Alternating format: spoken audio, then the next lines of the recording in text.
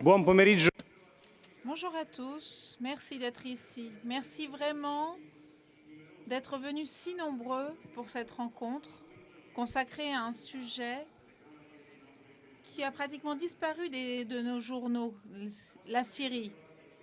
Mais votre présence est le signe que la Syrie n'a pas disparu du cœur et des esprits de beaucoup de ceux qui, au fil des ans, ont appris à aimer ce pays et ses membres. Je voudrais rappeler quelque chose qui peut sembler évident, mais qui ne l'est pas. En Syrie, il y a encore la guerre aujourd'hui.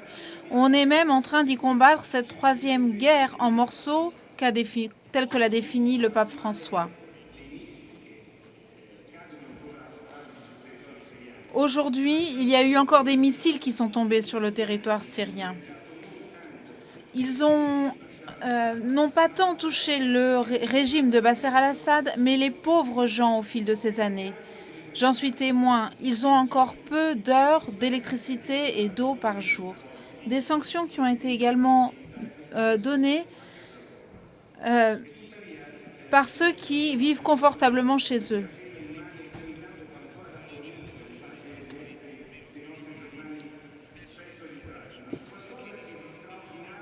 Nous voulons parler de quelque chose qui s'est passé d'extraordinaire à Alep depuis quelque temps. C'est un projet surtout d'amitié qui est né parmi les invités que nous avons le plaisir d'accueillir aujourd'hui au meeting de Rimini. Ce projet s'appelle, comme le dit le titre, Un nom et un avenir.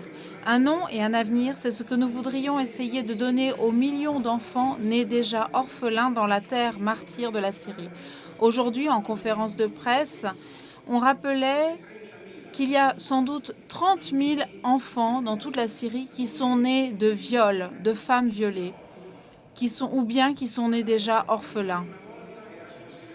À Alep, qui autrefois était considéré comme le Paris du Moyen-Orient et qui aujourd'hui n'est qu'un tas de ruines. Mais ce qui se passe aujourd'hui, je remercie énormément nos invités pour l'effort qu'ils ont fait pour être ici. Ils ont dû surmonter beaucoup de difficultés pour pouvoir venir. Et puis je les remercie encore plus pour leur amitié et leur témoignage. Je vais les présenter. À ma droite, son Excellence Monseigneur Georges Aboukazen, vicaire apostolique en Syrie, à Alep.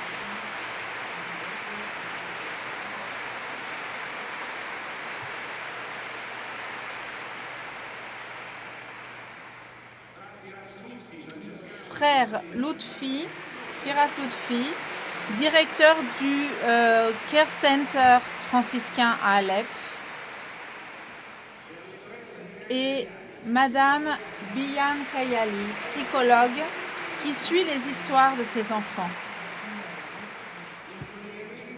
Et puis nous avons également en liaison vidéo le plaisir d'entendre le Moufti d'Alep, le docteur Mahmoud Hakan. Malheureusement, il ne pouvait pas être ici parmi nous aujourd'hui.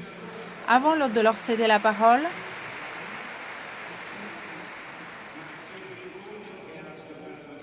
il suit la rencontre et donc il a entendu votre applaudissement. Mais avant de donner la parole, je voudrais commencer en montrant une vidéo qui raconte le climat que l'on respire actuellement à Alep malgré tout. Je demande à la régie d'envoyer les images que nous ont apportées nos invités.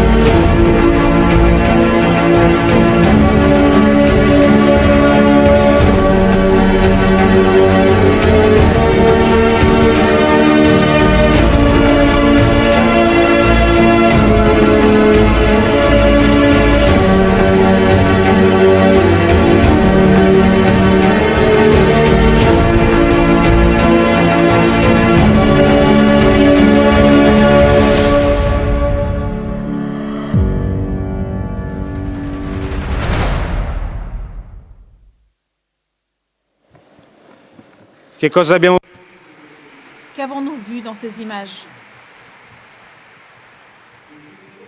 En fin de compte, quelque chose de très simple et pourtant extraordinaire dans sa simplicité. Un évêque, un moufti et un frère franciscain ensemble. Mon Excellence, je ne veux pas vous voler plus de temps. Je vous demande ce qui rend possible cette rencontre née dans la cité d'Alep.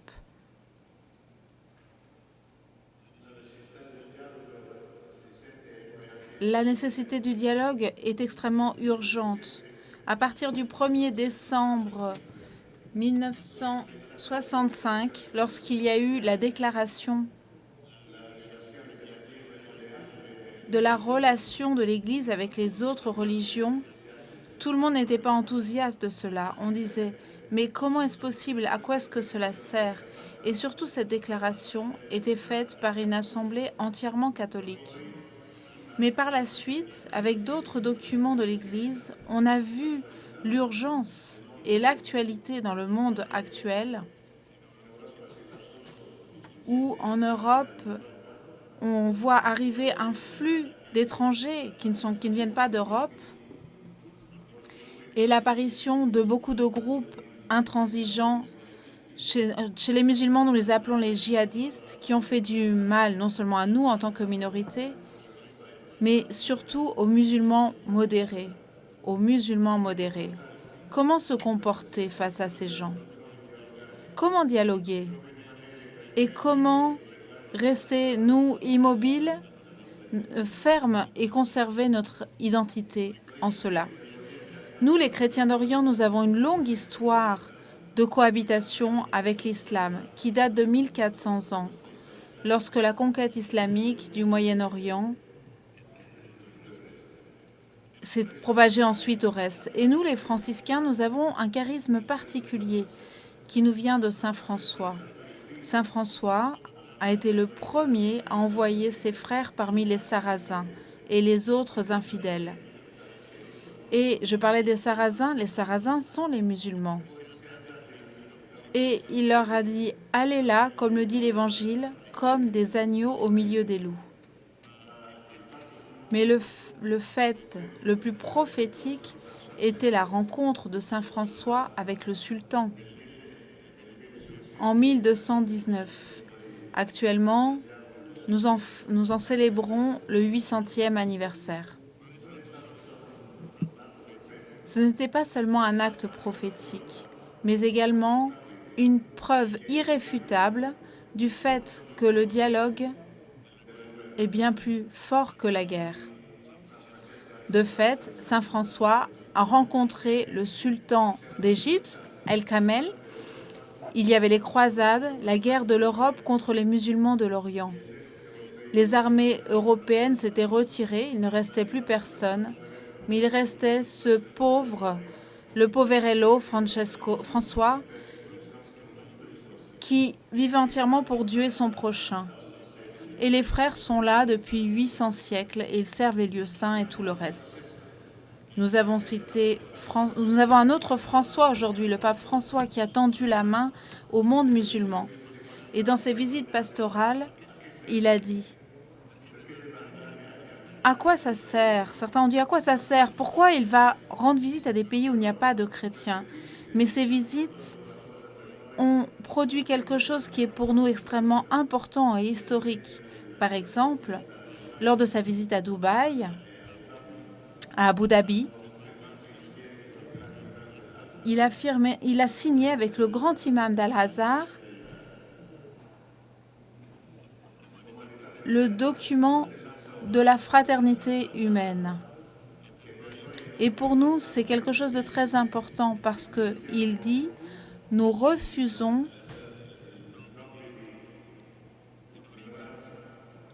le nom de minorité, parce que tous les citoyens sont égaux face à Dieu, égaux en droit et en devoir. » Et ce fait de ne plus se considérer comme une minorité, c'est une grande conquête pour nous les chrétiens et pour toutes les autres minorités non chrétiennes.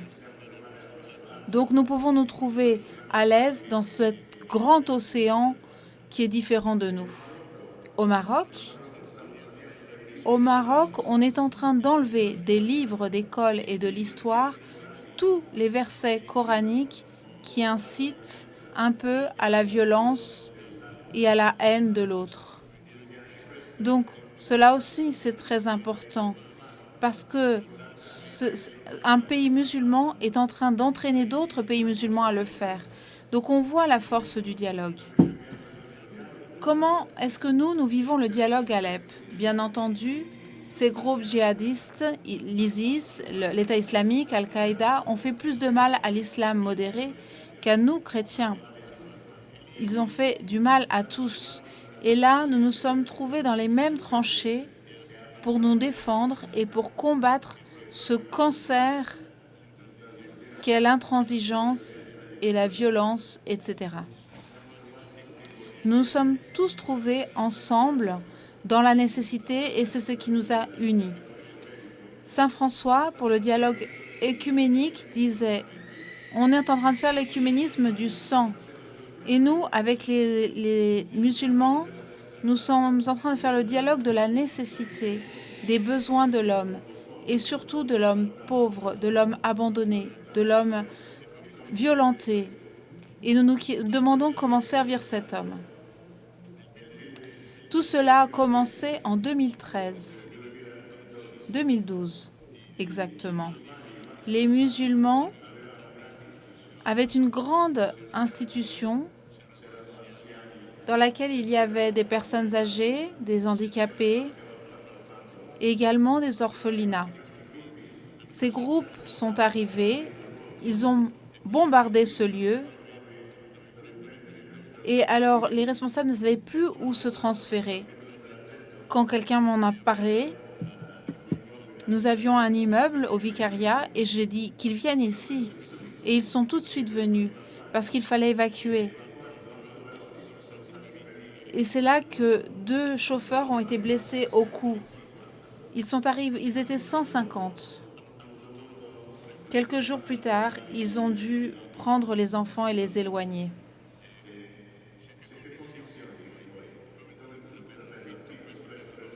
Ils m'ont demandé, mais qu'est-ce que vous nous demandez pour le loyer, etc. Et je leur ai dit, mais non, vous êtes en train de faire un acte de charité. Nous aussi, nous voulons la charité. Donc, nous allons à votre rencontre. La seule condition que nous avions, vous allez peut-être rire, c'est de dire, il ne faut pas éliminer aucun des signes que nous avions.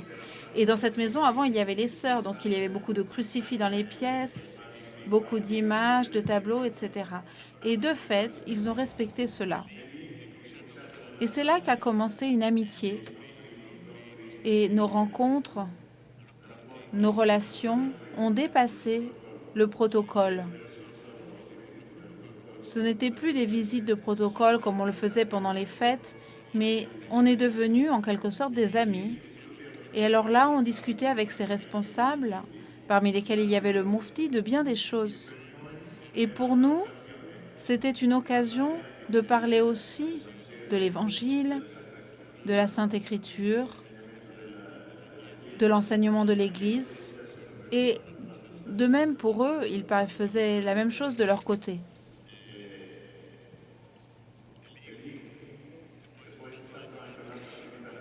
Et à la fin de la guerre, il y a eu encore un grand problème qui a émergé. C'est-à-dire que nous avions eu énormément de jeunes enfants, jeunes garçons, qui n'avaient pas de nom et qui n'avaient pas de toit. Ils ne sont pas enregistrés. Donc ils existent sans exister. Et comme ils ne sont pas enregistrés, ils n'ont pas de nom, donc ils ne peuvent pas aller à l'école, ils n'ont accès à rien. Alors nous avons essayé de faire quelque chose ensemble, en tant que chrétiens et musulmans. Comme ce sont des quartiers de l'Est, qui sont les quartiers les plus détruits,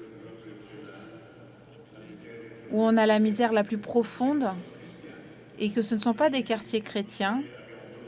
Donc nous avons choisi de ne pas travailler seuls, mais surtout avec l'autorité musulmane, pour ne pas non plus être suspectés de prosélytisme.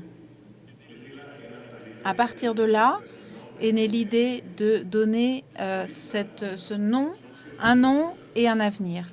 En islam, l'adoption n'existe pas.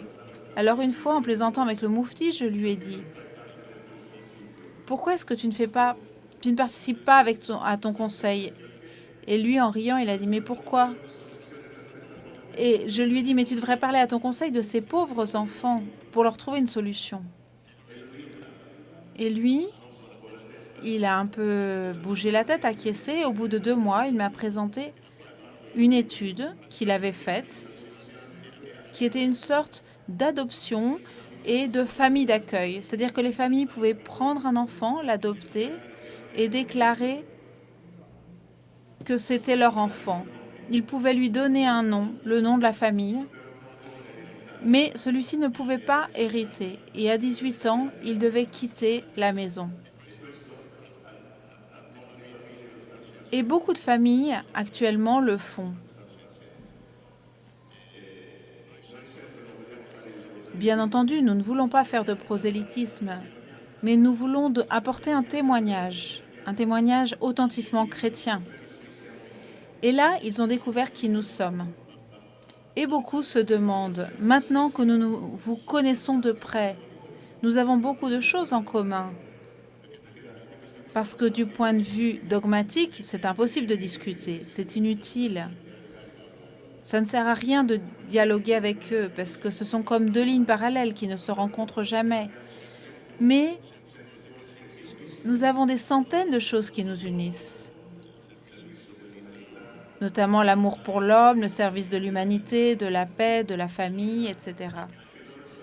Et alors là, eux aussi se sont ouverts et ils nous disent « Ne nous quittez pas, ne partez pas, restez avec nous, restez avec nous. » Et c'est magnifique, parce que cela encourage tous les chrétiens à rester.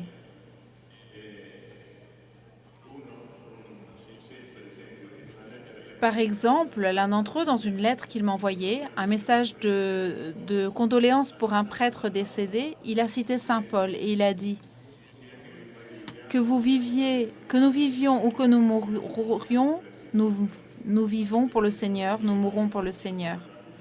Ce sont des choses que je n'aurais jamais pu imaginer, voir et entendre.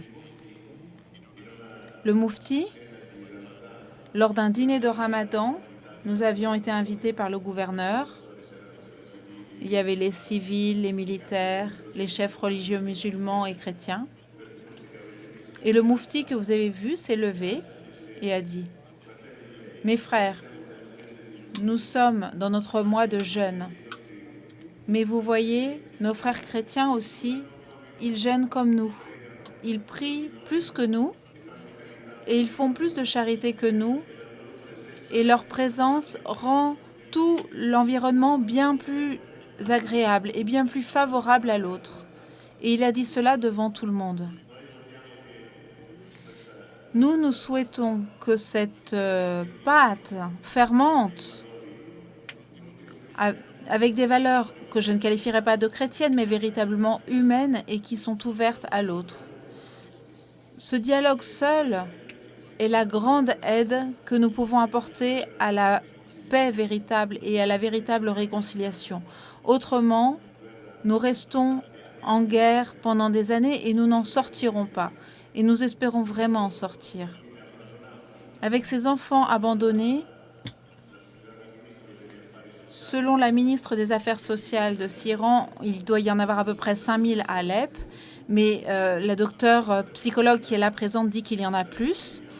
Il y en a 30 000 dans toute la Syrie et la guerre n'est pas encore terminée en Syrie. Je vais céder ensuite la parole au père Fieras, qui est directeur de ce projet, et puis ensuite nous entendrons le docteur Binan. Merci pour votre patience et merci pour votre écoute.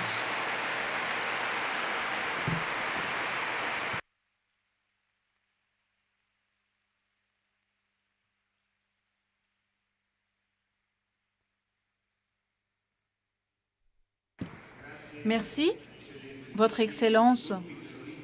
Ces groupes terroristes qui ont fait plus de mal à l'islam modéré, nous en avions entendu parler aussi par le docteur Akam la dernière fois que nous nous sommes vus à Alep, il y a quelques mois. Il nous disait que ces groupes terroristes n'ont pas seulement abîmé le rapport entre chrétiens et musulmans, mais entre musulmans et même entre père et fils. Et alors, je demande au Moufti d'Alep, Mahmoud Hakam, qui nous écoute en direct, si la guerre a blessé pendant toutes ces années le rapport entre tous, comment est-il possible de reconstruire les rapports, de rêver, d'espérer cette paix qui n'est pas seulement l'absence de conflit, mais rencontre et dialogue? C'est la question que je voudrais poser. Nous écoutons.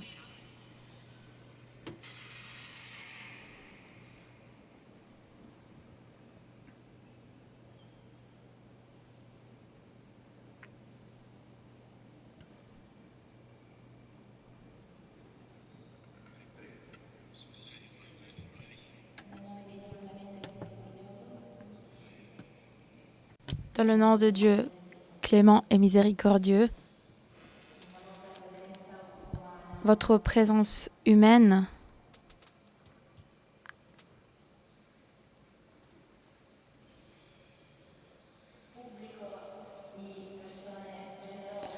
la présence de public, de personnes généreuses, chers présents, ici réunis pour devenir des personnes meilleures, qui travaillent avec justice,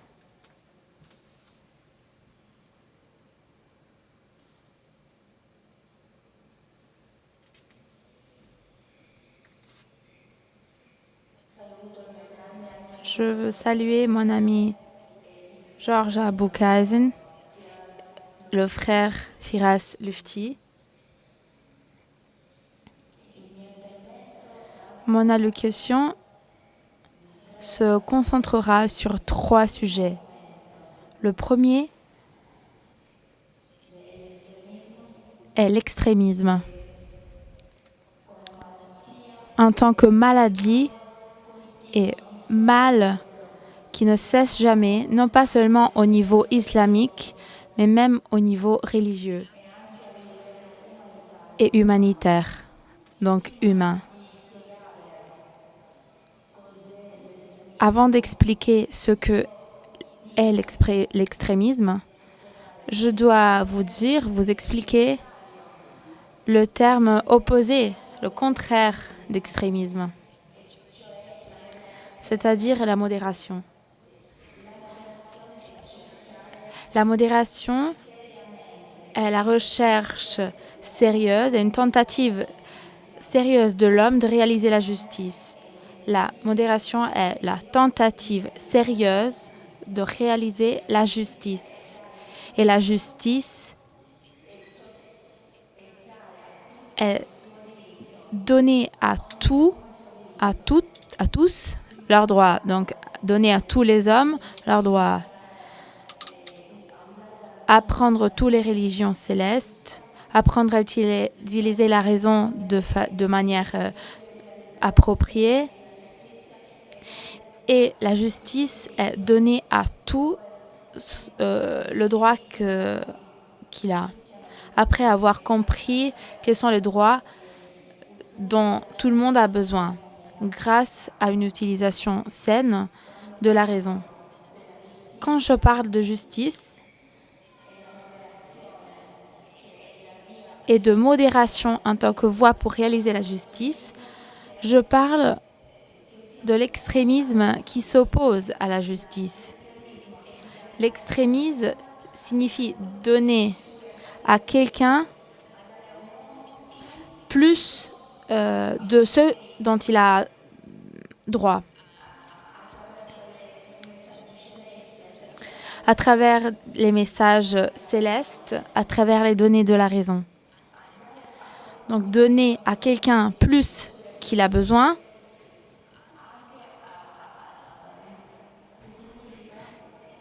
signifie aussi que face à moi, j'ai 2 extrêmes, 2 parties, 2 personnes. Quand je donne un droit à une partie, quand j'accorde un droit à une personne au détriment de l'autre, je viole le droit de la deuxième personne. Donc, il s'agit d'une justice qui est tordue. est déformée. Il y a une vision de l'islam qui nous porte à reconnaître le droit de l'autre, mais en violant une autre personne. Et c'est ça l'extrémisme.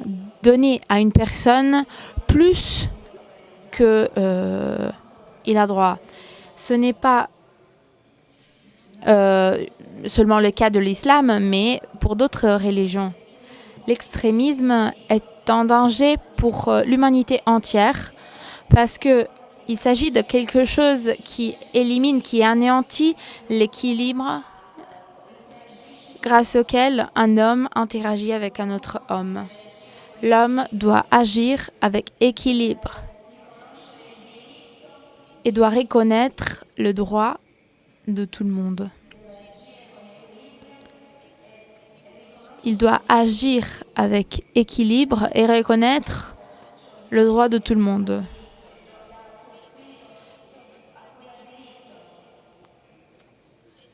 Si nous reconnaissons les droits de la raison et on oublie les droits du corps et de l'esprit, on est encore extrémiste. Je vais vous raconter une histoire d'un calife de l'islam. Il était un juge. 2 personnes viennent le voir. L'un d'entre eux était le imam Ali, qui était le prince des croyants après Omar Khattab et après Osman. Ali ibn Abi Talib était en dispute avec un juif. Omar al-Khattab a été appelé pour régler cette dispute. Et il dit aux Juifs, assis-toi devant moi, parce qu'il faut régler cette situation. Il faut la juger de manière juste. Donc, assieds-toi devant moi. Et après, il s'adresse à l'imam et il lui dit,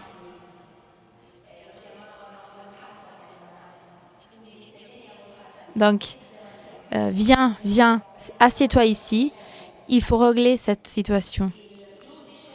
Le juge doit faire justice entre les 2 parties, grâce à la parole, au regard et tous les moyens qu'il a à disposition. Et il dit à l'imam de s'asseoir aussi devant lui. Donc, il était en train de faire la justice.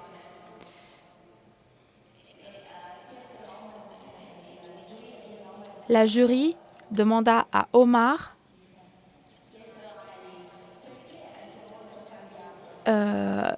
en parlant avec Omar, le visage de l'autre a changé et on lui a demandé pourquoi. Et il a répondu, Calife, on est venu devant toi en tant qu'adversaire. On est venu ici en tant qu'adversaire pour que tu puisses régler cette dispute. Et il faut que tu sois juste dans ton regard et dans tes paroles. Dire à un juif, assieds-toi, et dire à moi de m'asseoir devant toi, et tu m'appelais Abul Hasan, c'est mon nom.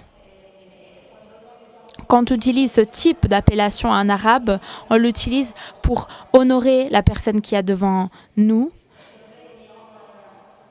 Omar, prince des prophètes, t'aurais dû m'appeler Ali, mon nom, mais tu as utilisé le nom de l'hébreu. L'extrémisme est donc opposé à la justice. L'extrémisme est quelque chose qui est fait par un oppresseur parce que donne à une idée, à un ennemi, à un homme, plus de poids que ceux dont il a besoin et dont il a droit.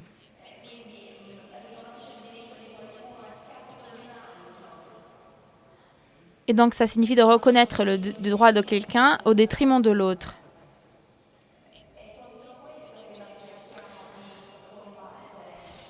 nous luttons contre ce type d'idées. On essaye d'aider l'homme à regarder envers l'autre de manière juste.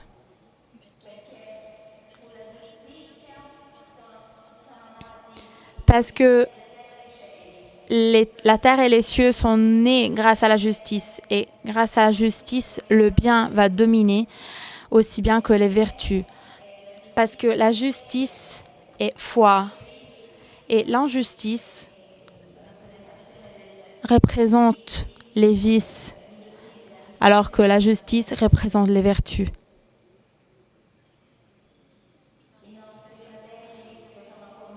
Nos frères qui sont avec vous aujourd'hui, mes frères qui sont avec vous aujourd'hui, Georges et Firas Lufti,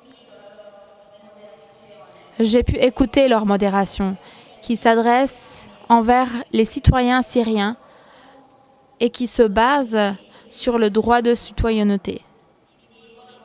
Ils s'adressent aux Syriens en tant que citoyens parce que la citoyenneté est ce qui nous lie. Grâce à cela, on peut travailler avec les personnes sans regarder à leur religion, à leur famille et à leur croyances. La citoyenneté nous lie tous, les musulmans, juifs, sunnites, chiites, chrétiens, arabes. Tout le monde en Syrie, on est citoyens de la même nation. Et on a tous les mêmes droits et les mêmes devoirs. La citoyenneté, c'est ce qui nous lie. La citoyenneté nous rend tous des citoyens. Personne d'entre nous n'est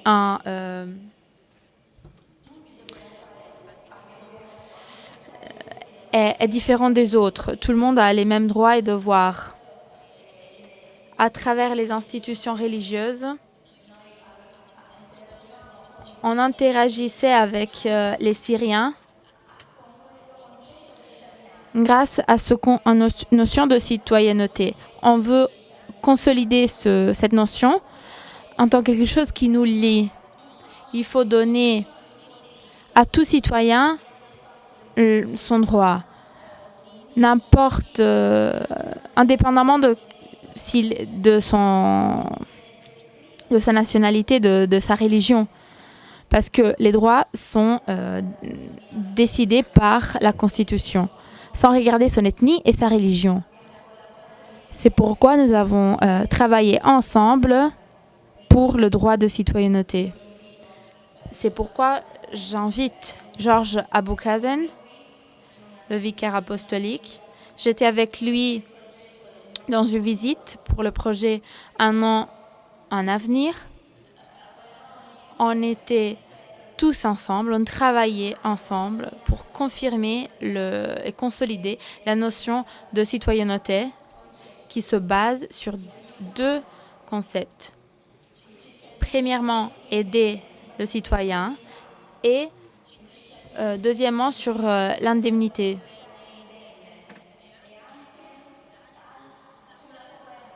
Et sur la coopération. Je coopère, je travaille avec l'autre pour réaliser la justice sociale qui nous rend tous égaux. Pour vivre ensemble de manière humaine et digniteuse. Et digne, pardon.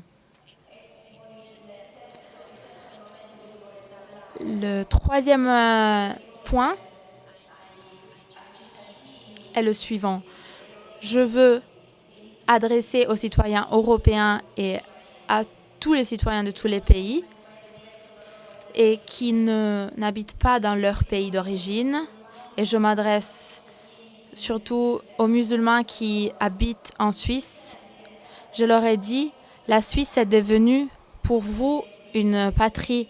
Il faut vivre là-bas comme des citoyens fidèles. Il faut être fidèle à votre nouvelle patrie suisse. Les musulmans en Italie, musulmans qui habitent ou qui visitent un pays, je vous dis, Et je dis aussi à tous les citoyens qui ont obtenu la citoyenneté italienne ou française, je vous dis, vous êtes devenus des citoyens de ce pays. Et il faut être fidèle à la patrie de laquelle vous êtes devenus des citoyens. Il faut respecter ce pays comme le dit l'islam. Il faut protéger cette patrie de tout ce qui est mal. Vous devez la protéger pour qu'elle soit une patrie chère, stable, indépendante, qui puisse se développer, pour qu'elle soit unie, heureuse. Je me souviens de paroles de l'imam Al-Ali qui se lie à cette idée. Il dit, il n'y a pas de pays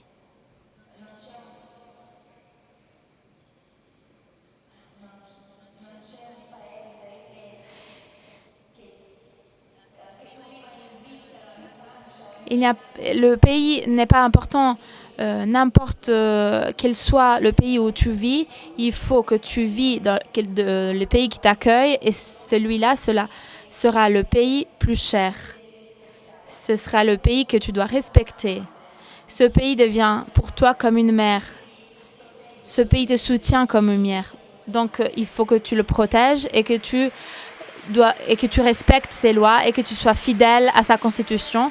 Tu dois vivre en sécurité et tu dois être juste dans ce pays et modéré. Comme tu es modéré dans ton pays, il faut que tu sois un citoyen modéré dans le pays qui t'accueille. J'espère que cette conférence soit un maillon d'une chaîne humanitaire qui essaye de reconstruire l'humanité à la lumière de la justice, de la pitié, de la passion et des valeurs qui nous ont été transmises par les prophètes, qui nous ont été transmises par le ciel. Sur toute la terre. Je vous remercie. Merci aux organisateurs et à tous ceux qui m'ont invité à cette conférence humanitaire. J'espère que cela aura un grand succès. J'espère que qu'il y aura d'autres conférences et initiatives comme celle d'aujourd'hui. À tous ceux qui ont pu participer, je souhaite la pitié et la bénédiction de Dieu.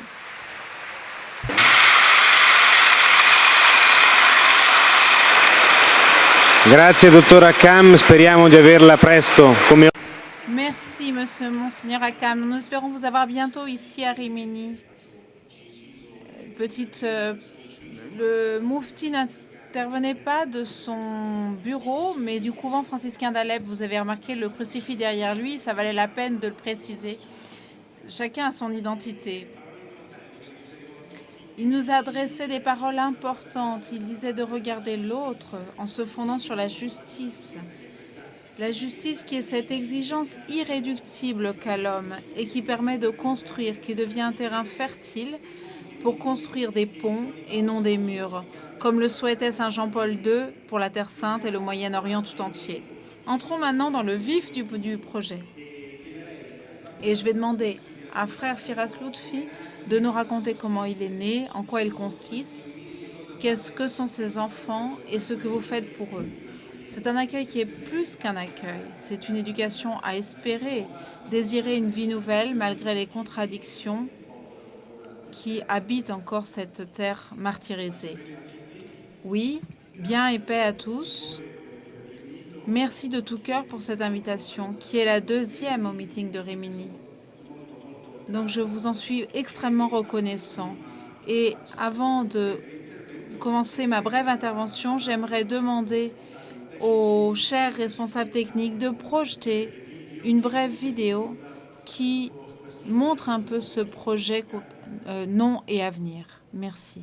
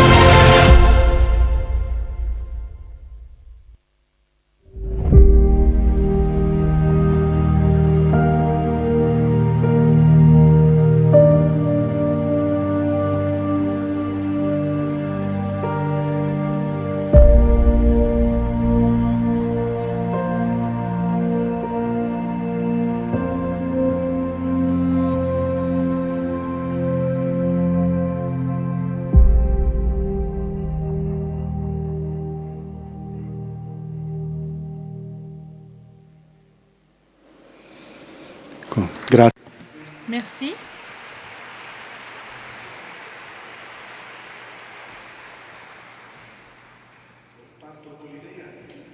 Je pars pour essayer d'expliquer la raison de ce projet Un nom et un avenir. Il est né un peu dans le contexte que vous avez pu voir sur ces images, tournées directement depuis Alep. Alep, aujourd'hui, on n'en entend plus beaucoup parler de cette ville, mais il y a encore quelques mois, c'était la ville la plus dangereuse au monde selon les Nations Unies. Il n'y avait pas un seul espace géographique dans cette ville qui soit considéré 100% sûr. C'était une ville à côté du plus beau patrimoine culturel historique qui malheureusement a été détruit. Et à côté de cela, il y a toute une humanité qui souffre. Une population qui vit dans les périphéries de cette existentialité et qui a été touchée. Vous avez vu ces maisons effondrées à cause de la guerre. Et pourtant, dans ce tas de ruines, habitent des personnes en chair et en os. La plupart sont des enfants et des femmes. C'est comme cela qu'est née l'idée de venir à la rencontre d'un besoin, d'une nécessité, d'une urgence de notre époque. Mais malheureusement, cette partie est très négligée. Il n'y a pas d'organisation intergouvernementale. Pendant la guerre, il y a eu beaucoup d'ONG, mais quand les affrontements armés ont cessé et que les réels problèmes ont commencé, ces organisations ont disparu. Alors que faire? Voilà. En tant que franciscains, en tant qu'Église, nous avions deux choix. La première, c'était nous renfermer dans notre petit monde, dire que cette réalité ne nous concernait pas parce qu'ils étaient musulmans, parce qu'il y avait beaucoup de problèmes et qu'il valait mieux ne pas y mettre le doigt. Qu'est-ce que je peux faire au milieu de ce tas de problèmes? Mais il y avait un autre choix, qui est celui que nous avons fait, qui était de risquer, d'aller à la rencontre. Et la stratégie qui nous a aidés à parcourir ce chemin, c'était celle du bon samaritain. Dans l'évangile de Luc, au chapitre 10, il y a cette magnifique parabole de Jésus qui explique à un pharisien qui est son prochain. Et il lui parle de se blesser à demi-mort, abandonné au bord d'une ville. Et passe beaucoup de personnes devant lui. Un samaritain, c'est-à-dire qu'il est différent de sa race, différent de la religion de se blesser. Il le voit, il a pitié de lui et il commence à le traiter avec charité. Voilà, ça a été le point de départ pour sortir de notre monde, notre couvent, notre réalité religieuse, chrétienne, catholique, pour aller vers une autre réalité. Mais pour dire la vérité, j'ai senti que j'avais derrière moi un grand patrimoine qui m'encourageait. Comme l'enseignait Monseigneur Georges, nous avons 800 ans d'histoire entre un chrétien catholique appelé François et un musulman appelé Malek El Kamel, à Damiette. Et cela, nous l'avons considéré comme une pierre angulaire de notre action dans ces périphéries, disons, abandonnées de la ville. Et puis, j'ai eu un autre encouragement, une autre pierre fondatrice tout aussi belle et encourageante, celle de la rencontre entre l'évêque Georges et le grand moufti d'Alep, Mahmoud Hakam, que nous avons eu tout juste la possibilité de l'entendre et de le voir vivant dans un couvent, en chair et en os, dans un couvent franciscain. Qu'est-ce que nous faisons donc? L'un des problèmes du drame éclatant de la Syrie est celui d'avoir un grand nombre d'enfants qui ne sont officiellement pas enregistrés, des enfants qui sont nés de ces mariages appelés ad hoc entre des foreign fighters, des combattants étrangers, et les femmes syriennes. On compte entre 8 000 et 30 000 enfants dans toute la Syrie. Et dans le contexte d'Alep, comme les djihadistes ont vécu très longtemps dans cette ville, ils ont eu beaucoup d'enfants. Et donc, il y en a beaucoup. Mais il y a un problème pour ces enfants. Ils existent, mais ils ne sont pas considérés comme tels sur le plan de l'état civil. C'est un défi, comme l'a évoqué l'évêque, de leur donner un nom. Et puis, il faut non seulement leur donner un nom, mais tout ce dont ils ont besoin pour vivre dignement. À côté du nom, il faut leur donner l'instruction. Tout au long de cette période de 4-5 ans, ils ne sont jamais allés à l'école. Les djihadistes leur interdisaient, ou plutôt, la seule source d'instruction étaient les versets du Coran que les djihadistes considéraient comme les paroles de Dieu. Mais ces versets, c'était uniquement ceux qui incitent à la haine, à l'exclusion de l'autre et au meurtre. Donc, il faut retrouver ce visage à travers l'instruction et l'éducation. L'autre besoin très important est celui d'aller à la rencontre des traumatismes causés par la peur, le stress, l'abandon et la mort. L'absence des parents, le père, la mère et parfois les deux. Alors comment faire? Comment les aider à retrouver ce morceau d'humanité? Si nous ne voulons pas les aider, nous risquons d'avoir dans quelques années un nouveau terroriste, un autre djihadiste. Mais si nous intervenons en temps et en heure, nous pourrons peut-être avoir un nouveau génie, qui sait? Lorsque nous avons commencé à travailler avec ces enfants, nous avons découvert que beaucoup d'entre eux ont des talents merveilleux. Il y en a qui chantent, qui jouent d'un instrument, certains jouent et ont vraiment un avenir derrière eux. Donc voilà d'où est né ce projet, un nom et un avenir. Donc d'abord, leur donner une identité officielle pour qu'ils apparaissent comme tels dans la société, qu'ils soient enregistrés. Avec ce nom, on espère qu'ils auront aussi un avenir meilleur que celui qu'ils ont pu avoir par le passé. Et de l'autre côté, il y a les mamans. Les mamans qui souffrent extrêmement. Elles ont subi d'énormes violences. Beaucoup d'entre elles ont été violées et abandonnées à leur sort. Donc le projet, en plus de l'enfant que nous voulons accueillir, aider et soutenir psychologiquement, mais nous voulons aussi aider la mère qui ne demande qu'à travailler et à gagner son pain avec dignité à la sueur de son front. Par chance, comme nous avons derrière nous une première expérience dans notre couvent, dans un grand centre qui s'appelle le Care Center franciscain, dans un projet intitulé Art thérapeutique, c'est-à-dire aider les enfants traumatisés d'Alep, mais pas de manière classique, mais à travers l'art, la musique, le théâtre, le sport, la natation et différentes activités qui, d'un côté, amusent l'enfant, le divertissent, parce que pendant 4 ou 5 ans, ces enfants n'ont jamais eu l'occasion de jouer, ni à l'école, ni sur les terrains de jeu. Tout était dangereux, comme je l'ai dit. Aujourd'hui, ils peuvent le faire grâce à la très belle réalité de notre couvent d'Alep. Ce Care Center, c'est une sorte d'oasis, une possibilité d'accueil pour tous les chrétiens d'Alep. Donc à partir de cette expérience très belle et très intéressante, nous avons tout simplement élargi le regard.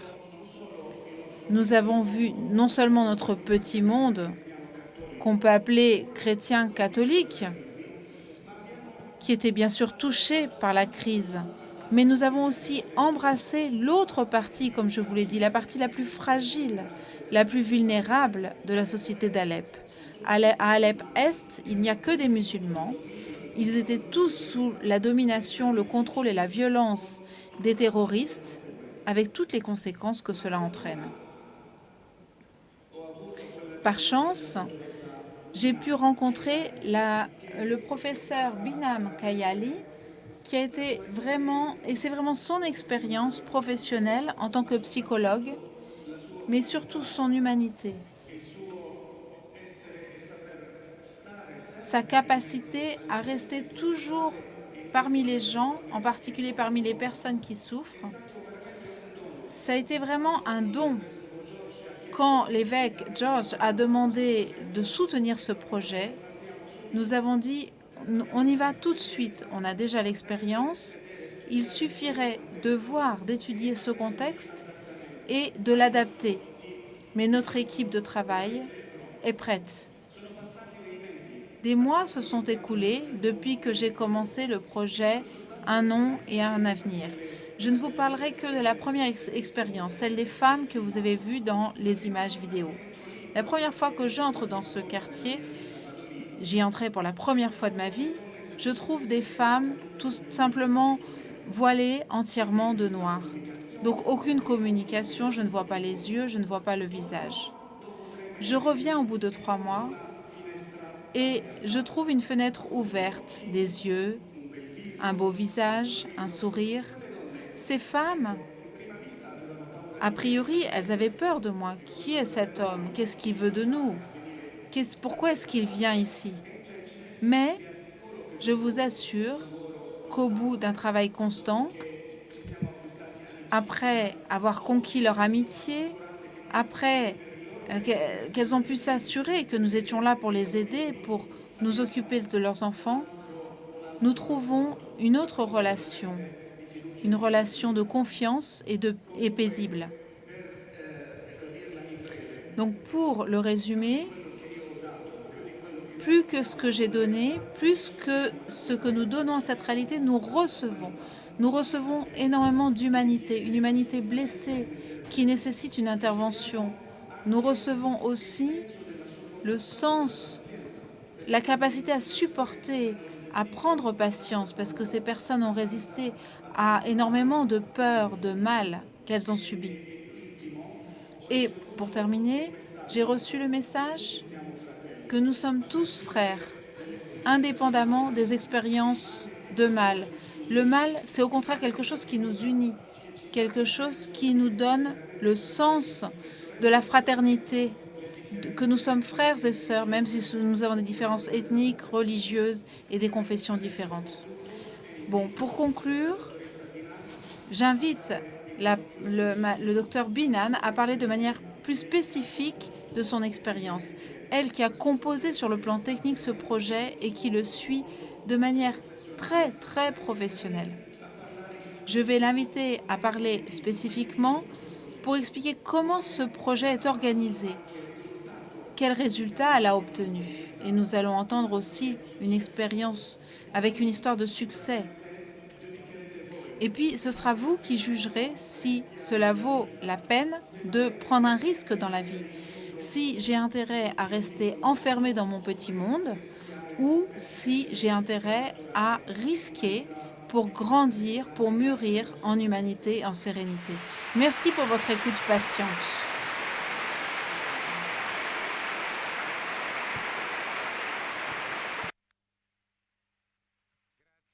Merci. Père Ferras, nous entendons maintenant pour finir ce que peut nous dire cette psychologue musulmane qui s'est trouvée à travailler dans un centre franciscain et à s'occuper de ses enfants qui ont surtout besoin d'espoir. Une autre actrice de cet œcuménisme de sang dont nous a parlé Monseigneur Aboukazen. Merci. Marhaba. Bonsoir. Je suis très contente d'être ici, dans cette grande salle, dans ce grand événement. Je suis très contente de vous voir nombreux et d'avoir cette opportunité pour parler de mon expérience de guerre. La guerre dont on a entendu parler est quelque chose que j'ai vu, qu'on voit sur les médias. Une guerre qui a provoqué beaucoup de destructions. Mais il n'y a pas de caméra qui a pu transmettre jusqu'à quelle mesure, jusqu'à quel point la véritable destruction subie par les personnes, surtout les enfants. Personne n'a pu transmettre et montrer la douleur psychologique de ces enfants. Au niveau quotidien, personne n'a pu représenter la perte qu'ils vivaient au jour le jour. La perte au niveau spirituel et matériel. La guerre a détruit beaucoup des arbres. La guerre a détruit des années de structure psychologique des personnes. Elle a détruit la pensée des gens, la personnalité, même pour ce qui est de leur ambition et de leur espoir. Donc, au lieu d'avoir un rêve, chaque enfant ne pouvait plus rêver d'apprendre, de se développer, et son besoin principal était celui de manger, de survivre.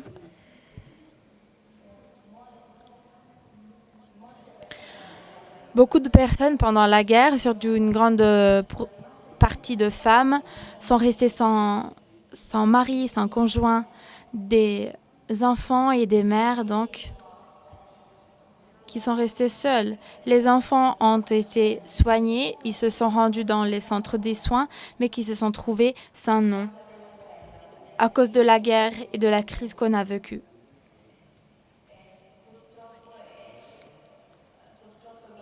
Malheureusement, les enfants ont été forcés de travailler, donc il y a eu l'exploitation des enfants, des mineurs.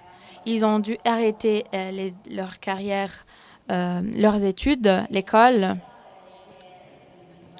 La violence s'est manifestée en différentes formes. Surtout la violence sexuelle.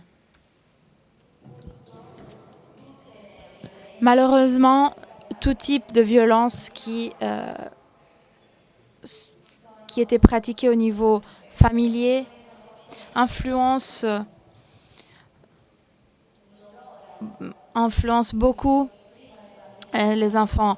Les enfants ne souffraient pas seulement d'une douleur corporelle pour avoir perdu des parties de leur corps, pour avoir subi des mutilations, pour avoir perdu un pied, une jambe. Mais il s'agissait d'une douleur psychologique aussi, qui s'est répandue de manière évidente, surtout la dépression des enfants, l'anxiété, des maladies psychologiques des enfants, l'incontinence infantile, des problèmes d'expression orale,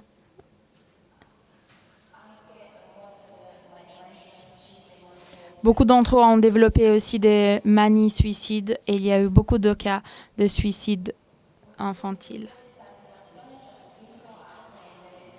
Cela nous a poussés à agir. Nous, les spécialistes, on était persuadés qu'on n'aurait pu pas traiter ces enfants pendant la guerre.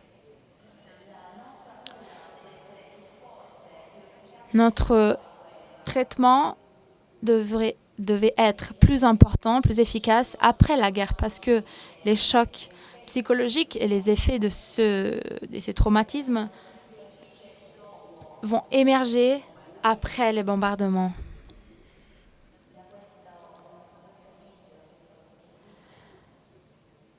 De ce point de vue, de ce début, on a commencé à penser au projet, un nom et un futur.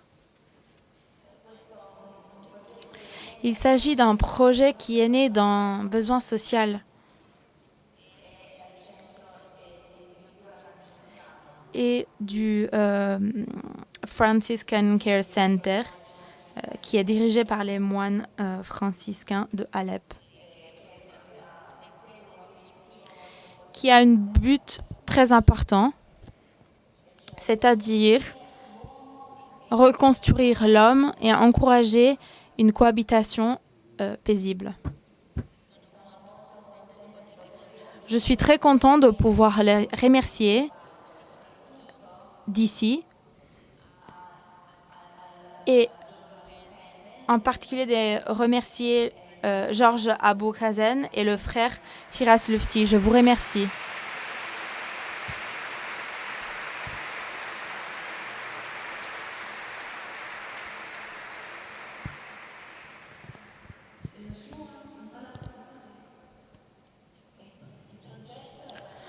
Le projet a commencé donc pour atteindre les buts dont je vous ai parlé. Ce projet a impliqué 2 régions de Alep-Est,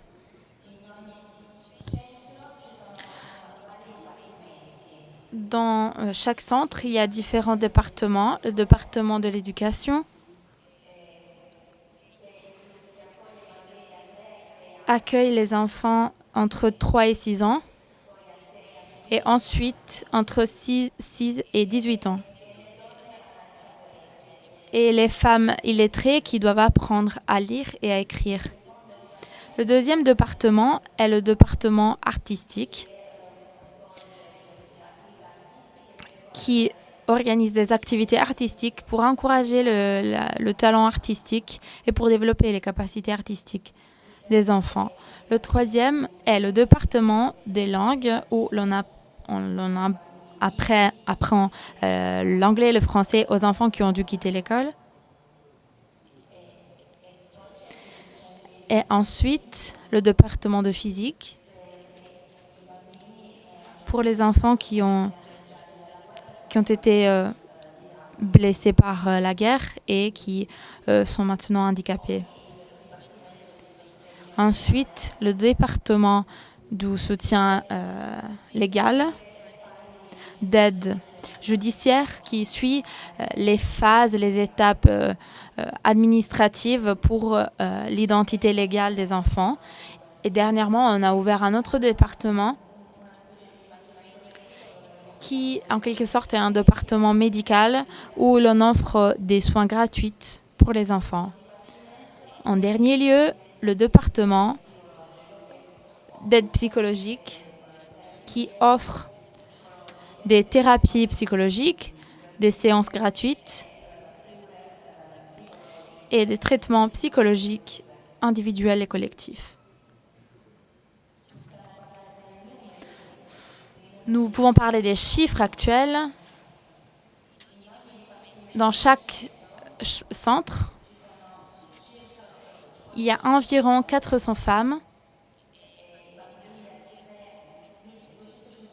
et 250 enfants entre 3 et 6 ans et 800 enfants entre 6 et 18 ans. Et 800 handicapés. Ensuite,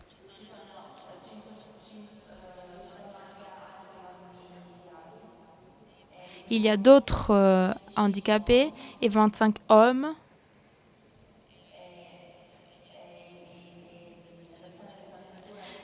Et les personnes qui sont hospitalisées sont environ 230. Pour ce qui est du département d'aide psychologique, il y a environ 450 femmes et enfants.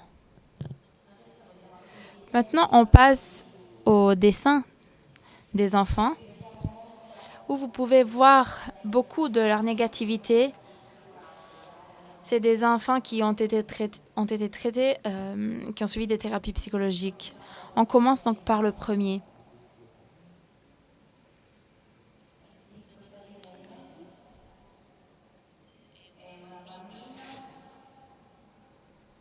Dans ce dessin, vous pouvez voir une jeune fille qui avait une peur constante de bombardement et qui essayait de protéger ses frères et ses jouets sous une table.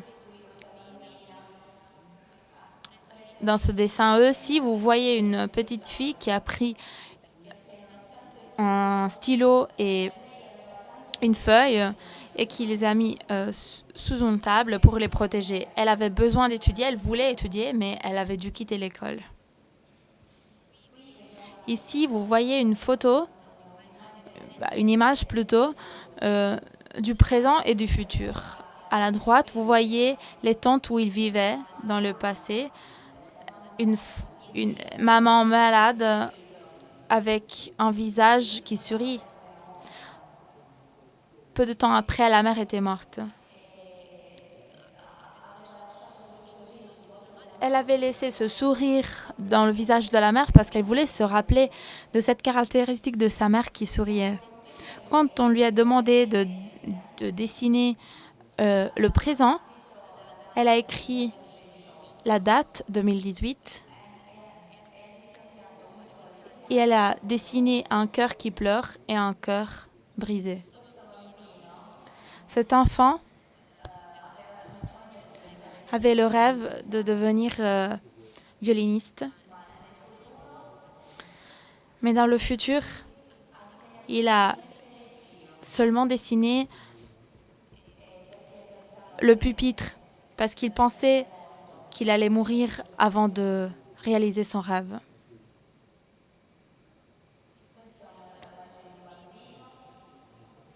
Ceci est le dessin d'un autre enfant qui a dessiné toutes les armes qu'il avait essayées, qu'il avait vues. Il avait dessiné l'ambulance, l'hélicoptère rouge, les armes que vous voyez dans les extrémités du dessin. Il a même dessiné lui-même qui porte une arme parce que c'était le seul utile qu'il avait pour se protéger. Voilà un autre dessin. On leur a demandé de dessiner ce qu'il rêve pour son futur, pour son avenir. Il a dessiné le rêve de devenir un pilote militaire. Parce que il veut fermer l'avion dans une boîte et le fermer pour toujours pour qu'il ne puisse plus mettre en danger les autres. Cet enfant, malheureusement, a subi beaucoup de traumatismes. On les appelle des traumatismes composés. Il a subi différentes formes de menaces et malheureusement, il a même été violé. Ce dessin, si on le regarde d'un point de vue artistique, est très créatif. Mais quand on le sait qu'il a été dessiné par un enfant de 14 ans qui a perdu son père et qui maintenant, qu'à l'époque où il a dessiné, il avait des problèmes de stabilité de la personnalité, c'est plus frappant.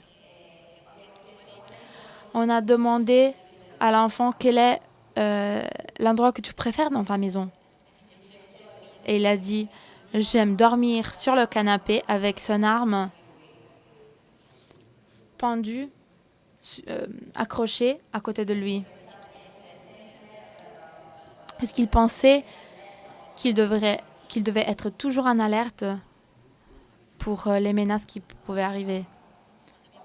Quand on a demandé à notre enfant de peindre l'endroit qu'il préfère dans sa maison, il a dessiné la toilette, la salle de bain. On peut voir un WC ou un bidet. Cet enfant était très timide et il était presque malade de dépression. Maintenant, on va voir des dessins de certains enfants. Donc, on va voir comment ils étaient avant la thérapie et après. Je demande de projeter les dessins.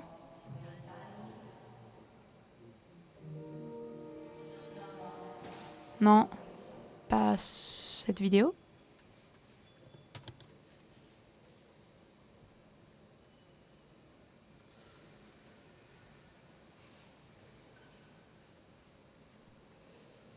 Bah oui, c'est ça. Possiamo rimandarlo?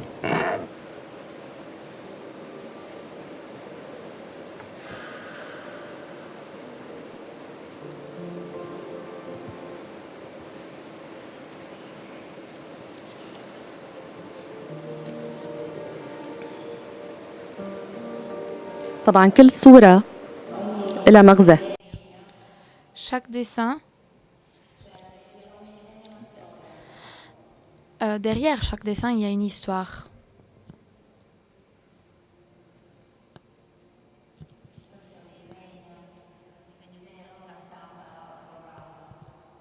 C'est des dessins.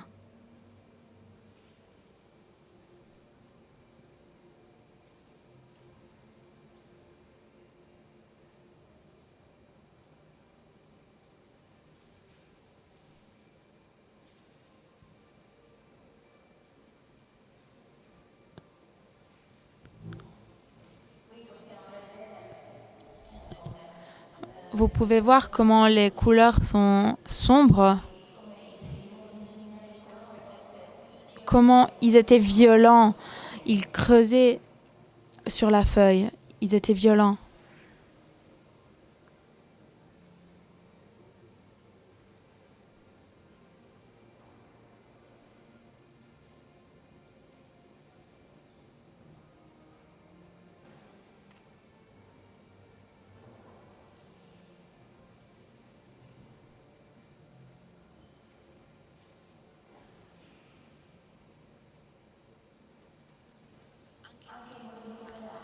La façon de colorer aussi,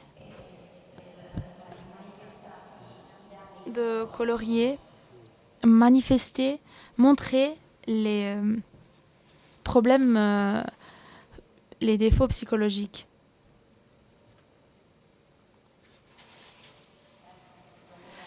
Un an après, on va voir donc les développements.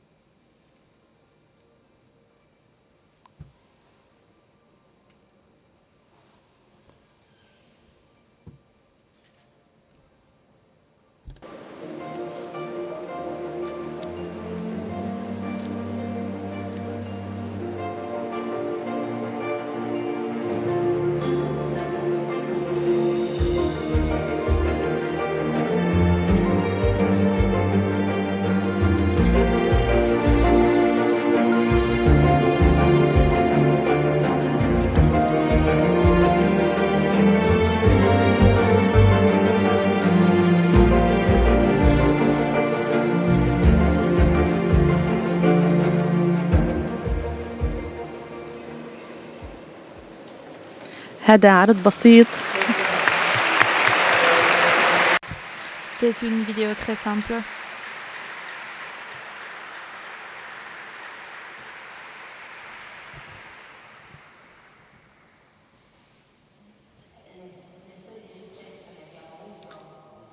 Les histoires de succès que l'on a eues, qui sont très nombreuses,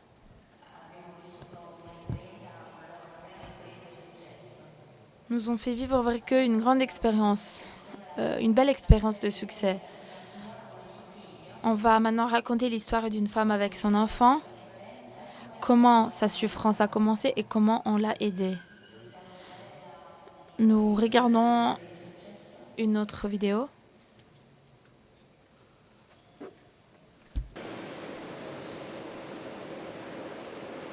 أنا اسمي عدوية سقا بنت ياسين عمري 49 سنة Je vis à Kamal Khateri depuis que j'étais petite. Nous avons acheté une maison au centre-ville. Et puis nous sommes revenus ensuite à Karem Kartelaji. Nous sommes revenus ici il y a 9 ans. Et puis la guerre a commencé. Et maintenant on ne vit plus du tout. Et après le siège, nous sommes restés, même si nous avions tout perdu. J'avais 7 fils, l'un d'entre eux est mort. J'ai un enfant de 11 ans qui vit encore avec moi. Quand j'ai su de ce projet, un nom et un futur, de mon oncle qui a une pâtisserie, j'ai demandé des projets d'alphabétisation pour renforcer mes connaissances, pour prendre des leçons là-bas. Quand j'ai commencé à suivre les leçons, j'étais dévastée, je pleurais, ma vie était un enfer, j'ai énormément souffert, mais j'ai commencé à suivre les leçons au centre. Ma personnalité s'est renforcée, j'ai réalisé mon rêve d'apprendre pour continuer mon instruction. Même si je suis déjà un peu âgée, j'ai continué à étudier. Mon fils de 11 ans travaille pour se maintenir et j'ai appris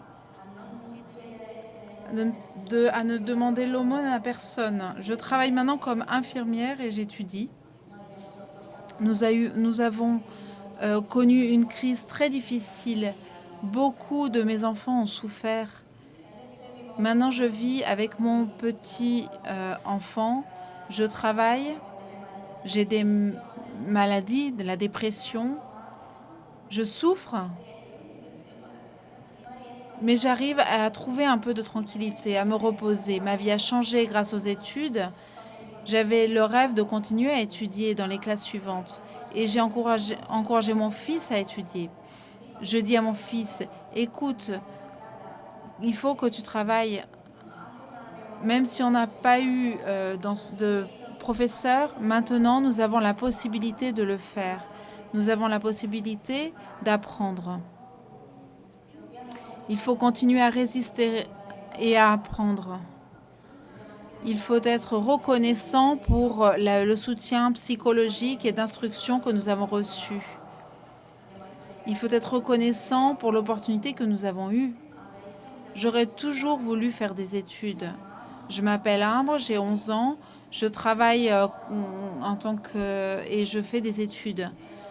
J'ai fini l'école primaire et maintenant j'ai commencé la 5e année. Je travaille et après je vais au centre. Tout ce que je gagne, je le donne à ma mère et elle achète de la nourriture, ce qui sert. Je me réveille à 7 heures du matin. Je vais au travail à 8 heures. Ensuite, je reviens à la maison à midi et je vais travailler. Je vais étudier. Je rêve de devenir un avocat ou un ingénieur, de pouvoir aider les pauvres.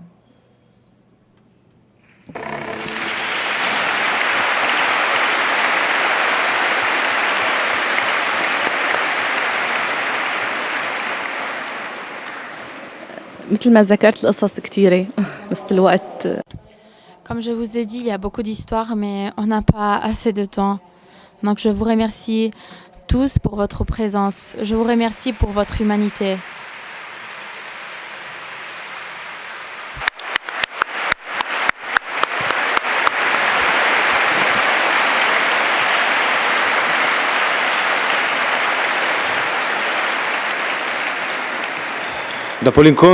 Après la rencontre d'aujourd'hui, je crois que vraiment la priorité pour la Syrie est de reconstruire le temple le plus important qui a été détruit dans ces années de guerre, qui est l'homme.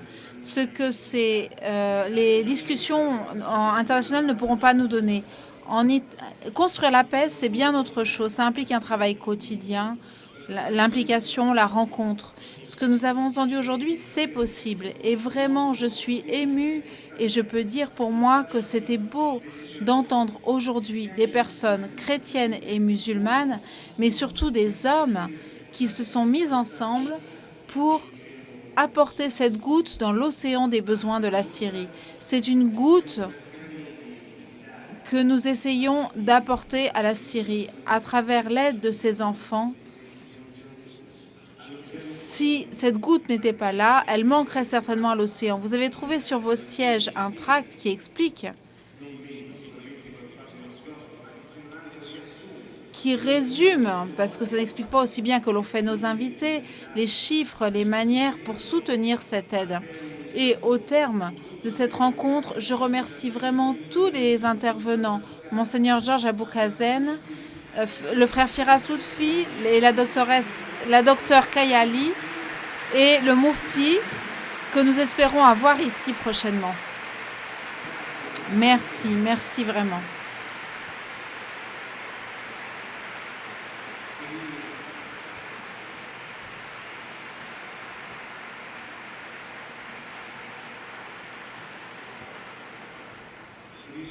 Je vous rappelle pour conclure que cette rencontre aussi, comme tout ce que vous voyez ici dans le Palais des Congrès, est gratuit, offert par le meeting de Rimini, et qu'il a aussi besoin de notre soutien. Vous pouvez le faire dans les différents espaces dédiés à cela que vous trouvez. Et je vous remercie d'être venus aussi nombreux à ce rendez-vous consacré à Alep, signe que le sujet suscite encore un grand intérêt et la passion de beaucoup de monde. Merci encore, bonne soirée et bon meeting.